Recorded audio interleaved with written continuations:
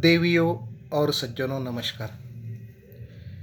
ये वीडियो मेरे YouTube channel के लिए मैं बना रहा हूँ। उसका कारण मेरा YouTube चैनल जिसने बनाया वो मेरा स्टूडेंट विद्यार्थी कृष्णा दाइमा है। महर्षि दधीची ये उनके पूर्वजों में है और दधीची महर्षि की जयंती अभी है। ये भाद्रपद मास जो है ना बड़ा पवित्र है। जिसके पद भद्र है यानी कि पवित्र है वो भाद्रपद। इसमें गणेश जी आते हैं। चतुर्थी को गणेश जी, पंचमी को सभी ऋषियों का सम्मान किया जाता है। वैसे शुद्ध सप्तमी को दधीची ऋषि की जयंती मनाई जाती। दधीची ऋषि भारतवर्ष में सबसे श्रेष्ठ है। इसका कारण है भारत भूमि ने भोग से ज़्यादा योग पर प्रेम किया है और योग से ज़्यादा त्याग पर प्रेम किया है। सर्वोच्च त्याग कौन सा? हमारे पास बहुत कुछ है फिर हमने थोड़ा दे दिया तो भी अच्छा है।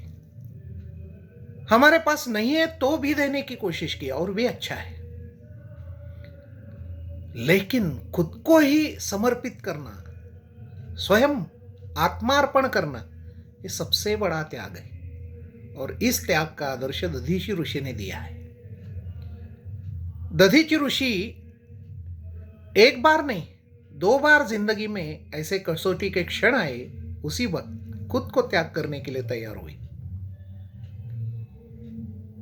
हुआ ऐसे कि दधीची ऋषि ने शिक्षा ग्रहण करने के बाद बड़ी कठोर तपस्या करके देवेंद्र से यानी कि भगवानों का जो राजा है, देवताओं का जो राजा है, उनसे उन्होंने ब्रह्म विद्या प्राप्त की। अब इंद्र कैसे है आपको मालूम है, हमारे इंद्रियों के स्वामी है, तो हमारे इंद्रियों जैसा उनका बर्ताव रहता है। तो वो बोले आपको ब्रह्म विद्या तो मैंने दे दी लेकिन आपने किसी को नहीं देनी है। अगर दी तो आजकल जैसा आदेश आता है ना, फतवा बोलते उसे, तन सर से जुदा।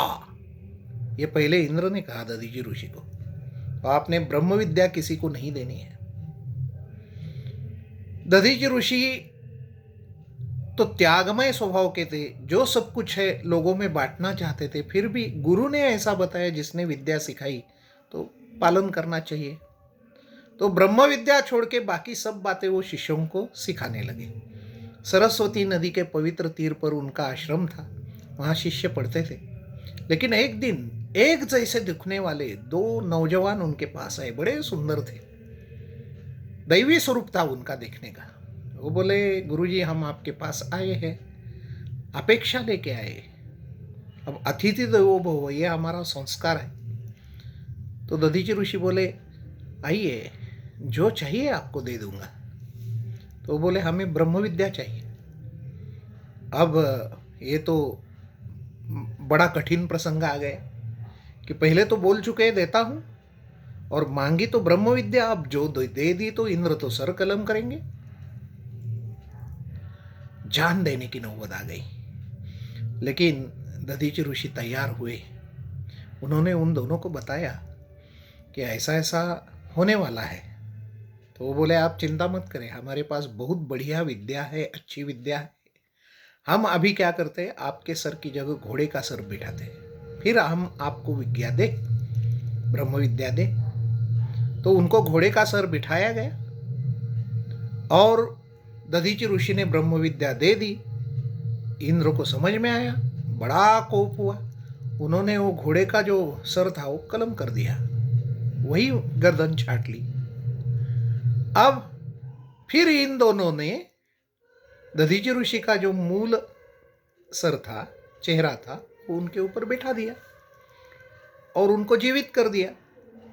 क्योंकि ये सब करने वाले दोनों एक जैसे दिखने वाले ये अश्विनी कुमार थे और अश्विनी कुमारों ने ये दधीची ऋषि की परीक्षा ली थी, फिर भी उसमें 100% उत्तीर्ण हुए, खुद को त्याग कर दिया। लेकिन फिर भी अश्विनी कुमार थे तो उन्होंने संजीवनी दे दी उनको। तो दधीची ऋषि ऐसे ही त्यागमय अवस्था में जीते रहे। और देवों ने फिर बड़ा भरोसा रख के अपने सारे आयुध उनके पास रख दिए थे। अब वो संभालने के लिए दधीचि ऋषि ने कहाँ चोरी ना हो जाए, कहाँ उसे जंग ना पकड़े, इसलिए उनका तेज अपने आप में धारण किया था। और आप तो जानते हो देवासुर संग्राम तो युगों से होता आ रहा है। तो एक दिन फिर से संग्राम छिड़ गया। उत्तरासुर नाम का एक बड़ा असुर पैदा हुआ त्वष्टा के घर से, और देवों का बदला लेने के लिए उसकी निर्मित की गई थी। उसके नेतृत्व में सारे असुर इकट्ठा हो गए, दैत्य इकट्ठा हो गए और बड़ा घमासान युद्ध चलने लगा। तो हमेशा की तरह देव जब उनके ऊपर आने लगा सब कुछ, तो भगवान विष्णु को शरण में गए और उनसे पूछा कि क्या करें। तो युद्ध शास्त्र में एक नियम है, हमेशा नया जो शस्त्र कोई लेता है वही विजेता होता है। तो आप देखते आइए, पहले पत्थर से लोग लड़ते थे, तो जिन्होंने तलवार हाथ में ले ली वो जीत गए। उसके बाद जिन्होंने धनुष्य बाण दूर से मारना शुरू किया वो जीते। उसके बाद बंदूक आई, तोप आई, नया हथियार, नया शस्त्र, वही जीतता रहा। बाद में तो एटम बॉम्ब, अणुध्वम अमेरिका ने इस्तेमाल किया, जापान के ऊपर डाला, तो वो जीते। वैसे विष्णु जी ने कहा अब नया हथियार लाना पड़ेगा, नया शस्त्र लाना पड़ेगा आपको। तो कहाँ से लाए? बोले दधीचि ऋषि तेजस्वी है, उनके अंदर सब शस्त्रों की शक्ति है, तो उनकी हड्डियों का शस्त्र बनाओ, वो आपको विजय देगा। ठीक है, लेकिन मांगेंगे कैसे? विष्णु जी बोले वो आपके ऊपर है, मरता क्या नहीं करता। देव सभी आ गए दधीचि ऋषि के द्वार पर। खुद देवेंद्र आगे बढ़े और बोले महाराज जी, ऋषिवर, आपकी हड्डियों के बिना हम तो जीत नहीं पाएंगे, आप ही कुछ तो करें। देवत्वों को बचाना है सृष्टि में, असुरों का राज्य हो जाएगा तो अनर्थ हो जाएगा। तो फिर बिना विलंब दधीचि ऋषि ने आत्मसमर्पण कर दिया, योग बल से अपने प्राण छोड़ दिए और सभी हड्डियां दे दी, जिससे इंद्र का वज्र बना और वृत्रासुर का वध हुआ। ये आत्मार्पण है, ये त्याग है, ये खुद को मिटाना है। तो तुकाराम महाराज बोलते हैं, एका बीजा केला नाश मग भोगिले कणिस। यह एक उर्दू शायर बोलता है कि मिटा दो अपनी हस्ती को, अगर कुछ मर्तबा चाहते हो। दाना मिट्टी में मिलके गुलजार हो जाता है। कोई चीज़ मिट्टी में मिली तो हम बोलते हैं खत्म हुई, लेकिन खेती में ऐसा नहीं होता।